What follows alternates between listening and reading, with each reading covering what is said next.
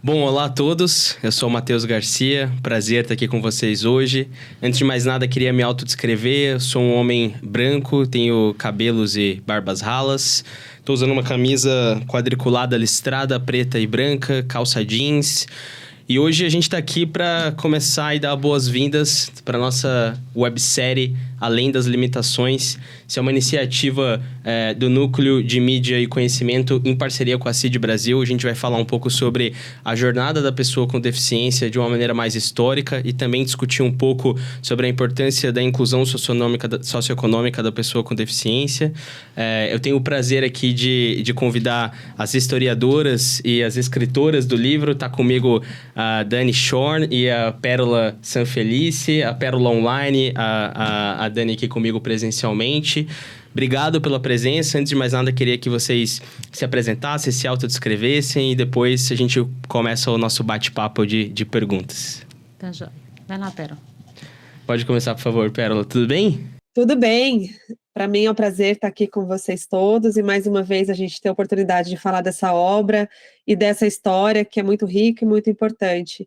Eu sou historiadora, eu sou professora de história também, uma mulher branca, loira, estou vestida de roupas pretas, estou de óculos e eu acho que o que é mais importante, o que me toca nessa história toda é porque eu sou mãe de uma criança com deficiência, né? Então, para mim foi uma riqueza entrar nesse universo e descobrir essa história dessas pessoas e as lacunas que a própria história deixou.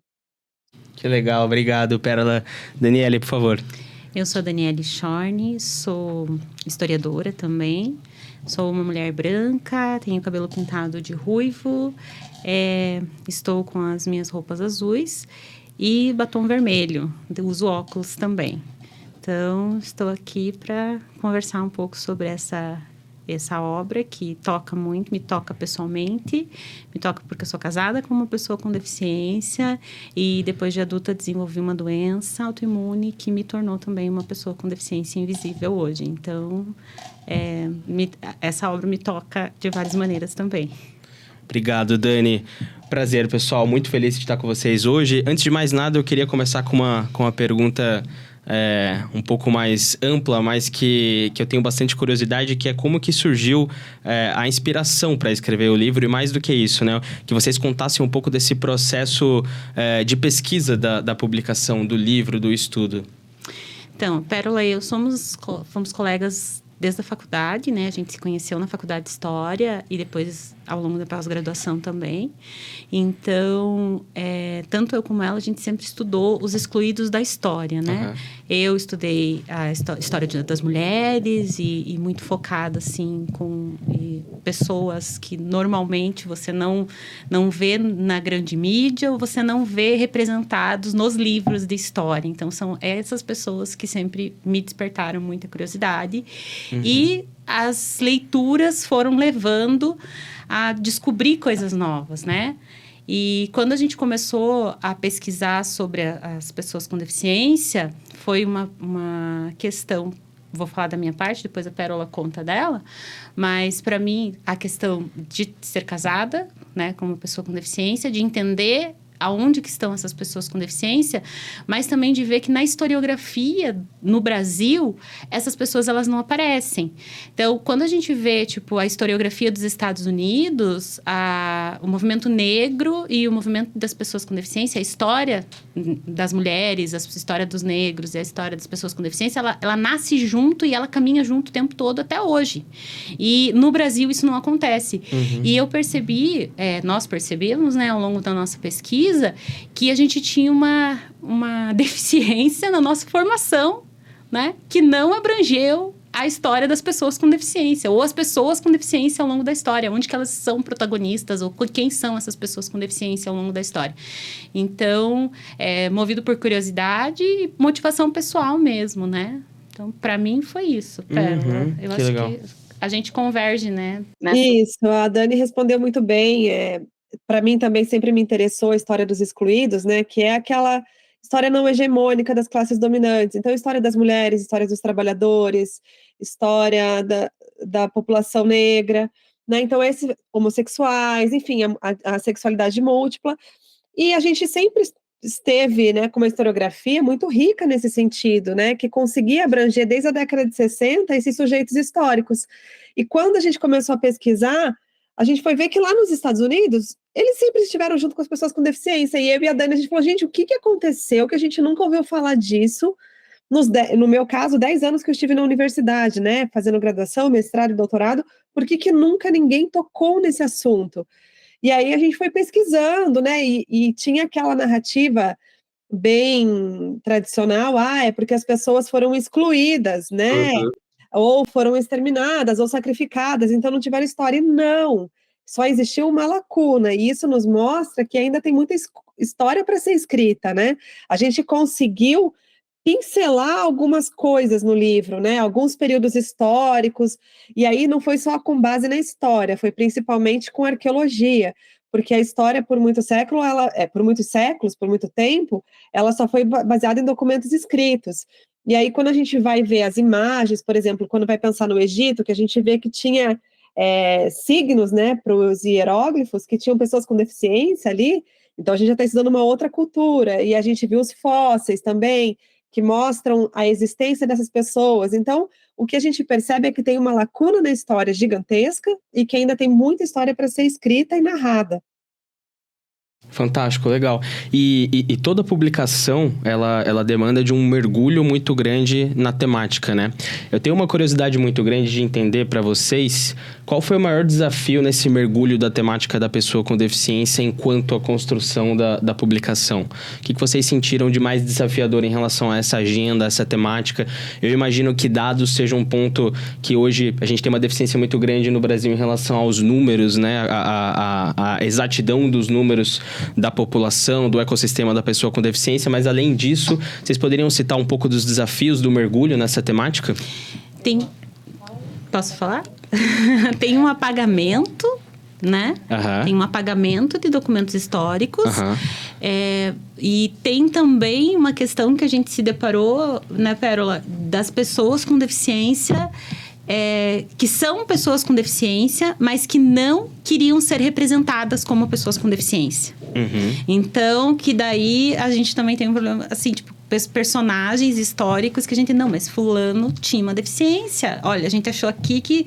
E, de repente, você acha um lugar contando que ela tinha deficiência e nenhum outro lugar aquilo é abordado. Então, a gente teve mais de um personagem, né, Pérola, que a gente ficou surpresa de descobrir que eram pessoas com deficiência, porque tem um apagamento mesmo dessa parte da história da pessoa, sabe? A gente cita no livro o caso do Roosevelt, né, o presidente dos Estados Unidos, que ele aparece sempre em pé nas imagens, nas fotografias, mas ele era um cadeirante, né, ele era uma pessoa que usava cadeira de rodas. E aí foram fazer uma homenagem a ele num monumento público dos Estados Unidos e colocaram ele representado na cadeira de roda, o que é gigante, né, você pensar, poxa, um presidente dos Estados Unidos que, né, utilizava cadeira de rodas, era cadeirante, e aí a família processou os criadores do monumento porque não queria que ele fosse representado dessa maneira. Olha só. Então, esse foi um desafio, né? Achar as próprias documentações. Mas eu acho que, para mim, o maior desafio foi mudar a perspectiva histórica, porque quando a gente vai procurar a história da pessoa com deficiência, por exemplo, na Grécia Antiga, em Esparta, Roma, que era uma sociedade de guerreiros, a gente sempre ouve, essas pessoas eram sacrificadas, os pais, as mães tinham que colocar num vaso e jogar num precipício, essas histórias assim macabras, né? E aí a gente tem essa perspectiva muito do vitimismo e da exterminação, como se todos os povos tivessem exterminado as pessoas com deficiência, que é o que a gente ouvia muito na história e ouve no cotidiano, né? E aí tá no livro didático, né? Inclusive no livro didático, né? Didático que ensinam para as crianças, exatamente. E aí eu acho que o grande desafio foi mudar a lente histórica, achar outros documentos que falassem, não, o grande salto da humanidade foi a sociedade do cuidado. A partir do momento que a gente tem uma pessoa vulnerável e outro que cuida, aí a gente teve um salto, né? A gente cita o historiador Yuval Noah Harari, que ele escreveu a história do Homo Sapiens, que foi um dos maiores livros vendidos no mundo de história, e ele tem um trecho ali que ele ressalta, o homem neandertal, ele conseguiu evoluir a partir do momento que ele passou a cuidar da sua tribo, que um começou a cuidar do outro, começou a cuidar do mais frágil. E aí foi por isso que a gente falou da deficiência, além dessas limitações, né? Pensando nessa jornada do cuidado. Então, acho que usar essa lente foi difícil, e eu não sei se a gente conseguiu, ao longo de toda a obra, trazer essa narrativa, porque ela é um exercício muito grande que tem que ser feito, né? Eu tive a oportunidade de ler a obra, achei fantástico, e foi um dos insights que eu tive, foi justamente esse que você comenta agora, Pérola. Eu acho que é um insight que fica bem marcante, assim. Mas já entrando nesse gancho, quais outros insights vocês acham que a pessoa que tiver contato com essa publicação, com esse livro, vai extrair desse trabalho, assim, na opinião de vocês? Vai lá, Pera. Olha, o maior insight que eu e a Dani a gente pensava do começo ao fim, assim, é que no final a pessoa que leu, ela se sinta impactada e se sinta inserida dentro dessa história, né? Que ao final ela pense, nossa, diante de tudo isso, será que eu não participo disso também? Porque a gente fala com muita sorte na sociedade de hoje, com tantas tecnologias, tratamentos, né? Com muita sorte, nós todos vamos nos tornar uma pessoa com deficiência.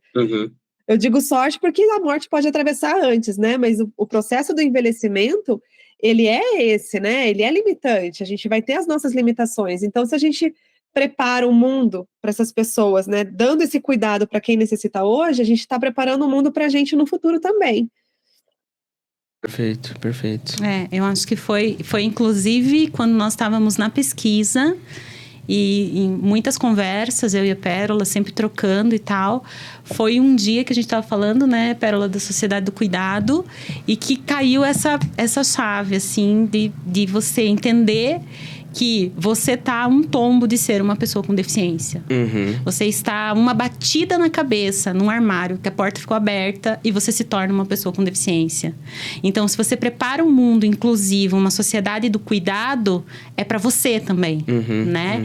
E eu fui atravessada por isso, com a questão do lúpus e uma deficiência temporária que eu tive. Eu fui atravessada por isso quando a minha casa ela tem toda uma acessibilidade que foi feita para o meu marido, que é uma pessoa com deficiência, e quem usou fui eu. Sabe? Tipo, era uma coisa que quando a gente preparou, a gente reformou e fez e tal, a gente pensou na necessidade dele no primeiro momento. Dele no primeiro momento, porque ele é uma pessoa com deficiência, vai envelhecer, então melhor não fica, né? À medida que a gente vai ficando mais velho. E quem usou essa acessibilidade fui eu. Então, isso pra mim foi um atravessamento, assim. E conversando com a Pérola, nesse momento, assim, que eu tive alguns momentos, a Pérola foi minha terapeuta, né? E a gente conversando, eu falei, Pérola, esse que é o nosso insight maior pro livro. A gente já estava em processo de escrita e a gente mudou de perspectiva, assim, de dizer, peraí, a sociedade do cuidado e a inclusão, ela não é para as pessoas com deficiência, ela é para todas as pessoas. Perfeito. Entende? Perfeito. Então, quando você olha uma pessoa, eu vou fazer um projeto de inclusão, e daí você olha, porque tem o autista que está indo para a escola, tem a pessoa com paralisia cerebral, não são essas pessoas, é para você que pode ter uma necessidade temporária, uma deficiência invisível, uma deficiência permanente, né? Então, nós temos hoje tecnologia, a gente tem medicina que permite que você não morra num AVC, mas que você fique com sequela que vai levar um tempo para você recuperar. Então, durante aquele período, você prefere que as pessoas te olhem com cuidado e que você tenha acessibilidade? Ou você que nunca olhou, nunca teve esse insight de acessibilidade e tal, para onde que você vai? O que você vai fazer? E eu acho que isso faz a gente olhar para as nossas casas, para os projetos das nossas casas, para os projetos das nossas empresas, para os projetos... Sabe, tipo, hoje eu não sei mais entrar num lugar sem observar a acessibilidade daquele lugar. Sim. Sabe? Sim. Você é atravessado por isso. Muda a tua lente. Isso que a Pérola falou. É uma lente, é uma janela nova que que faz você começar a perceber diferente. Então, isso na pesquisa a gente teve, esse insight a gente teve durante a pesquisa e durante as nossas vivências também, que a Pérola também teve que passar por uma reforma para adaptar a casa dela para pequena, né? Outro ponto que eu acho que é um insight importante também dessa obra é perceber que essas pessoas têm história, né? Essa sensação de pertencimento, assim, porque a história tem esse poder, e se ela não narra a vivência dessas pessoas, parece que não existiu e que é uma coisa de agora só. Nossa, como a gente tem tantas pessoas com deficiências hoje, né? E aonde que elas estavam, né?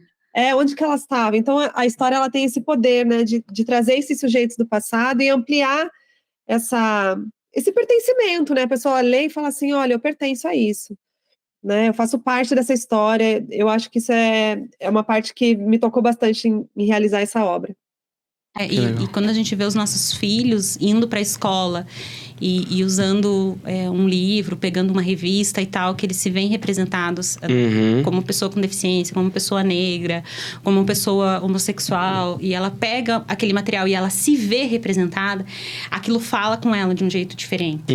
Então, se o texto traz uma novidade, né, e traz essa história dessa pessoa com deficiência, seja da pessoa com paralisia que ia adorar no templo, lá no Egito, seja da descoberta arqueológica, inclusive que a gente teve uma durante o livro, né, que a gente já estava fechando o arquivo, né, já estava praticamente fechado.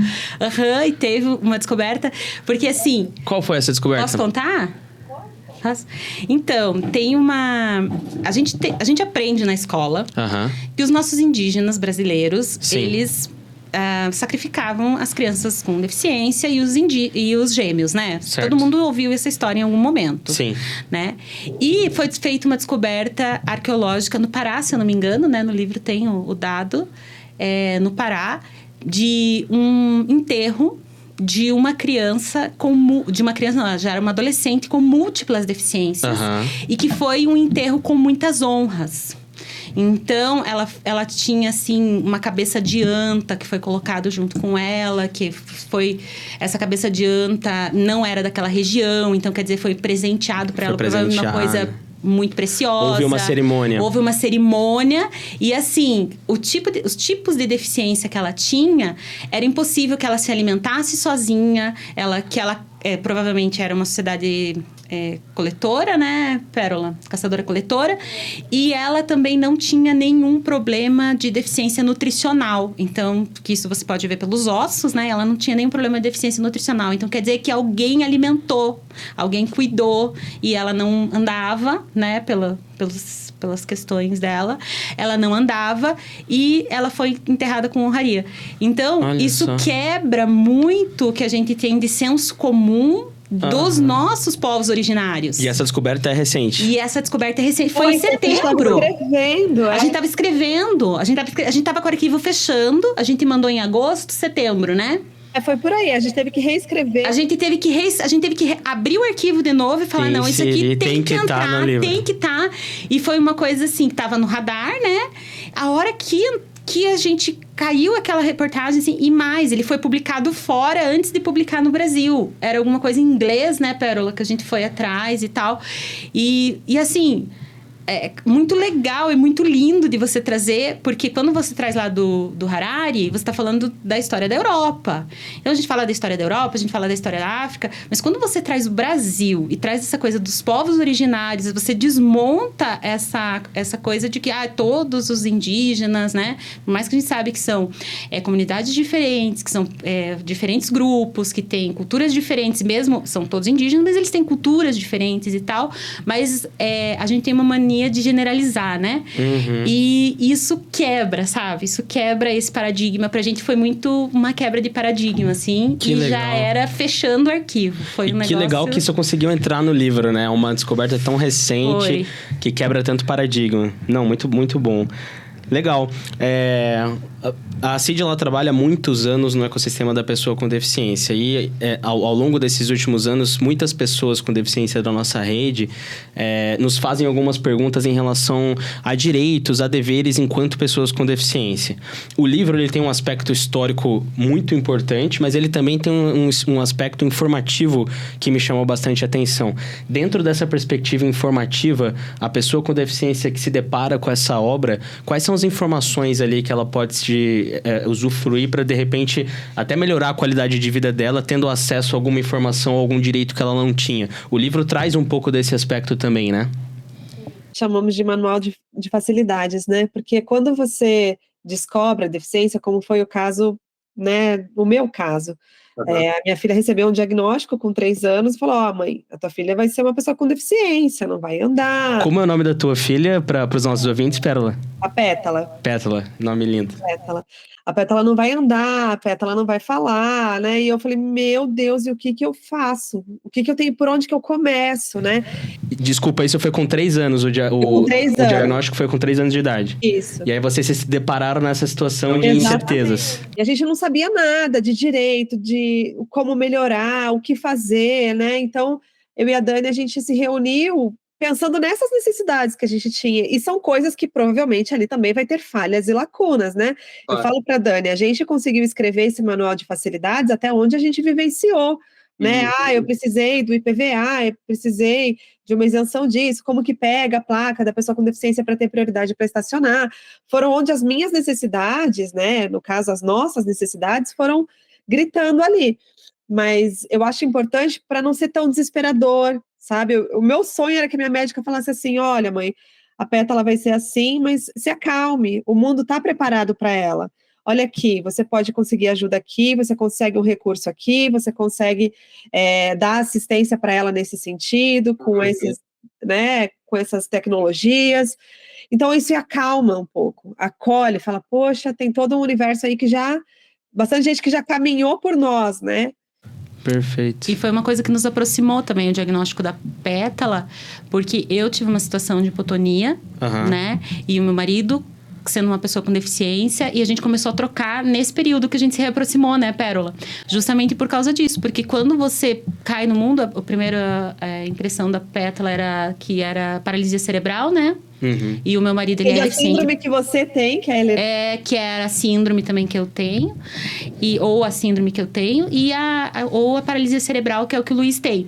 E daí, a gente se aproximou e começou a trocar ali, tipo, tá, e daí, o que que tem? Como é que faz? O que que você consegue fazer? Como que foi o processo de diagnóstico? Como que foi, né? Porque você cai nesse mundo e as pessoas não têm. Eu tive um diagnóstico dessa síndrome, que é a hipermobilidade, depois de adulta, né? Então, quando teve essa suspeita de diagnóstico da Pétala, eu peguei e falei, ei, eu tenho essa síndrome rara, então vamos conversar aqui, né? E vamos falar sobre como foi o meu diagnóstico e o que a minha mãe passou, que minha mãe contava, que era muito parecido, né, com a história da Pétala, mas que na época não tinha esse recurso de ter o diagnóstico. E daí, a gente pensou assim, vamos fazer um manual de facilidades que as pessoas tenham pelo menos um início, sabe? Que ponto de partida. Um ponto de partida. E entender também, que a gente também colocou o aspecto histórico, de que essas leis, elas não nasceram prontas. Perfeito. Elas são leis que estão sendo aperfeiçoadas, porque as necessidades são diferentes, mas que à medida que as pessoas elas estão se desenvolvendo, você precisa ter outras leis que comportem a sociedade. Porque você tem a mudança acontecendo na sociedade, a lei também precisa mudar. Então, eu acho que isso também é muito potente para as pessoas entenderem que existe uma história nessa legislação. Tem coisas que nós temos direito hoje como pessoas com deficiência, mas que a gente também pode brigar por mudança nessa legislação, porque essa legislação ela não é fixa, ela já tem uma história, já tem uma história de transformação, de evolução, e que ela evolui junto com essas novas percepções sociais. Então, eu acho que isso também acaba sendo, né, eu tenho essa convicção, na verdade, não é o que eu acho, mas eu tenho essa convicção de que isso é potente falar para as pessoas que a sociedade está em transformação, a legislação está em transformação e a gente pode se juntar. Nós somos uma comunidade que consegue se juntar para ter acesso a direitos, para ter acessibilidade, mas para ter acesso a esses direitos também. E que direito não é privilégio, né? Claro. Direito é direito. Perfeito. Então, a gente fez esse apanhado, então a gente faz toda a questão histórica da legislação e o que tem hoje. E uma coisa que a gente buscou também colocar no manual de facilidades foram os QR Codes, né? Para a pessoa... Legal. Eu ia te perguntar isso. Tenho direito à isenção de IPVA. Alguns estados dão isenção de IPVA para pessoa com deficiência.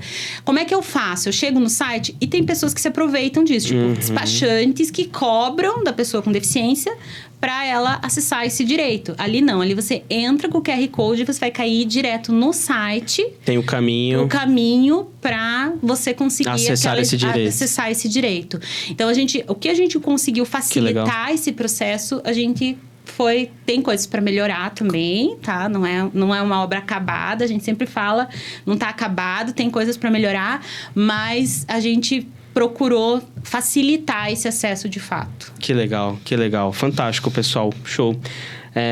Bom, infelizmente, entrando para o final do nosso bate-papo, eu queria entender com vocês, em relação à obra, ela tem um papel muito grande, na minha opinião, pelo menos, na mudança de atitude da sociedade. Não tem como ler essa publicação e não sair mudado. Pelo menos é a minha opinião. Dentro disso, qual que é a opinião de vocês em relação ao quanto essa publicação muda a percepção da sociedade?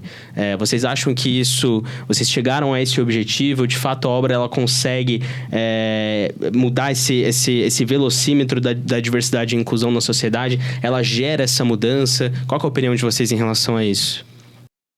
Eu acho que é o que a gente, né, já falou agora ao longo da nossa conversa, que é a questão da sociedade do cuidado, né? É você olhar com generosidade e cuidado para o outro. Eu acho que se a gente conseguiu fazer esse convite, já é algo bem grandioso, porque cuidando da pessoa com deficiência, você cuida dos idosos, você cuida de qualquer pessoa que está em estado de vulnerabilidade, né? Então, gera esse espírito de comunidade mesmo. E também essa questão do manual, né, da pessoa com deficiência, eu acho que quando a pessoa recebe isso, eu acho que é esse o impacto, né? Ela se sente acolhida pelo mundo, não fica algo desesperador.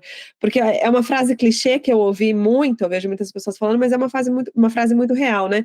Não é meu filho que tem deficiência, não é a pessoa que tem deficiência, é a sociedade que tem uma deficiência, né?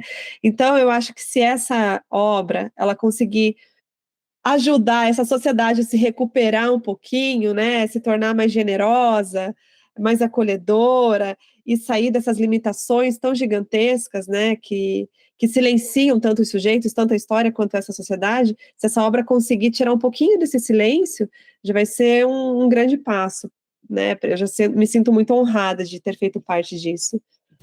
Que legal. Para mim também tem a questão do capacitismo, né? Uhum. Você olhar pessoas com deficiência que fizeram muitas coisas. Uhum. E também entender que esse viés que a gente coloca, a pessoa com deficiência, ela é deficiente para quem? Uhum. E por quê?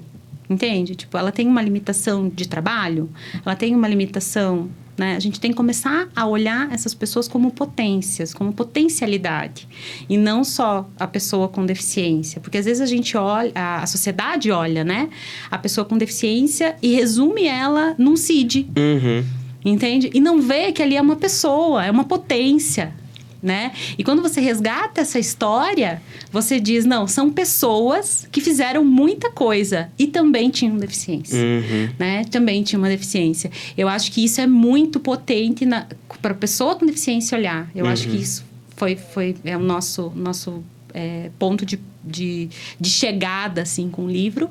E também a questão de você olhar para o livro e poder contribuir para a sociedade, sabe? Para mim foi uma coisa muito interessante poder fazer uma coisa maior do que estar na academia, né? Porque eu fiz a graduação, fiz o mestrado e tal. E daí você está produzindo ali para a academia, vamos estudar histórias dos excluídos e falando para outros historiadores. Então, foi uma oportunidade de deixar um legado para o mundo mesmo. Talvez uma coisa que possa ser melhorada por outra pessoa, sabe? Mas um legado de que a minha experiência, a minha vida, a vida da Pérola, a vida da Pétala, a vida do meu esposo, elas não passaram no mundo em vão, sabe? A gente deixou um legado. Que legal. Fantástico, fantástico. Por favor, Pérola, por favor.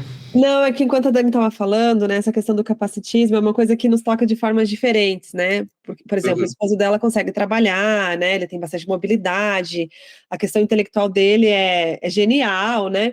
Então, eu percebo, né, como mãe de uma criança, mãe da Pétala, que existe uma certa hierarquia dessas deficiências. Isso é algo que a gente não entrou no livro e assim, é um vespeiro, né? Mas assim, aquela pessoa nem tem tanta deficiência assim, essa tem muito, tem uma certa hierarquia até nas escolas. Essa é uma escola só de pessoas com deficiência motora, essa é só intelectual. Mas, enfim, o que eu queria dizer, né, é que tem muitas deficiências que existem muitas possibilidades de contorná-las, né? De você ser amplo em todas as suas potencialidades e habilidades. Tem outras que não, né? O caso da Pétala, ela tem uma deficiência motora severa, que ela não consegue se alimentar sozinha, ela tem uma deficiência intelectual que ela se comunica muito pouco, né? Mas, ao mesmo tempo, eu acho que a ideia do livro, quando a gente fala da sociedade do cuidado, é que ela pode fazer história mesmo sendo desse jeito, né? Ela pode ser um sujeito no mundo que vai impactar muitas vidas, mesmo nessa condição. E por isso é importante ter pessoas cuidadoras, zelosas, né, e amorosas por perto. E aí eu não queria deixar de comentar, né, porque a Pétala, mesmo tendo seus 8 aninhos e com tantas deficiências, né, que abrange a condição dela, ela conseguiu fazer história, né? A gente, no Paraná, a gente conseguiu publicar a Lei Pétala, que é a lei da cannabis medicinal, que é o que a Dani estava falando.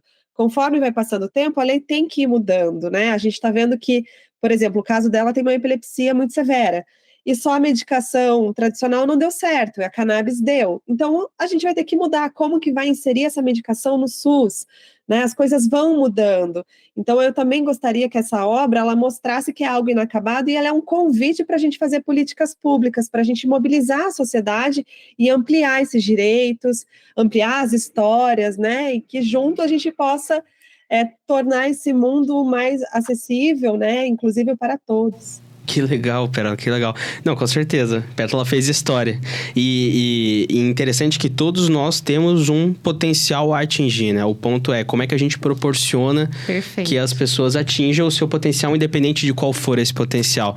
A importância da rede de apoio, a importância de trazer essa discussão à tona é muito nesse sentido, né? Como que as pessoas alcançam o seu potencial. Tem hoje, depois do livro, né? Mesmo no pós do livro, a gente sempre conversa nessa associação da produção com o capitalismo, né? Uhum. Então, você tem uma produção e as pessoas são associadas ao que elas podem produzir. Ah, sim. Né? Sim. E no caso da Pétala, ela não vai produzir do jeito tradicional. Ela não vai trabalhar claro. E ganhar dinheiro trabalhando, levando... Mas ela tem potência. Ela tem uma participação ativa na sociedade, com certeza. Uhum. Então, isso é muito legal. Que legal, que legal. Pessoal, muito obrigado. Em primeiro lugar, parabéns pela obra, pelo trabalho. Enfim, conheço vocês há um tempinho já e é muito legal ver materializado todo esse trabalho de vocês de algum tempo. Então, em nome da CID, eu agradeço demais. Em nome também do Núcleo de Mídia e Conhecimento, obrigado pela parceria. A gente vai disponibilizar para os nossos ouvintes o QR Code do livro, então vocês vão ter acesso ao livro, a tudo que a gente conversou, tanto o manual quanto os aspectos históricos. E a gente encerra por aqui. Obrigado, Dani. Obrigado, Pérola. Prazer sempre estar com vocês. Obrigada por esse momento. Obrigado, pessoal. Obrigadão.